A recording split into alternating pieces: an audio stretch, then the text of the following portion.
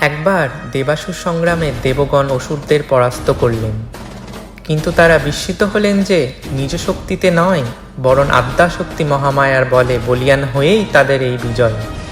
ফলত তারা হয়ে উঠলেন অহংকার প্রমত্ত। তখন দেবী পার্বতী এক কুমারী বালিকার বেশ ধারণ করে তাদের সম্মুখে উপস্থিত হলেন। তিনি একটি তৃণখণ্ড দেবতাদের সম্মুখে পরীক্ষার নিমিত্তে রাখলেন। দেবগণ তাদের সমস্ত শক্তি প্রয়োগ করেও সেই তৃণখণ্ডটিকে দগ্ধ বা বিদ্ধত করতে পারলেন না।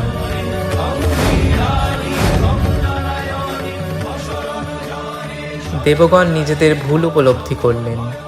তখন দেবী এক দিব্য স্ত্রী মূর্তি ধারণ করলেন। ইনিই দেবী জগদ্ধাত্রী। দেবী দেবতাদের অহংকে এক হস্তির রূপ দিয়েছিলেন।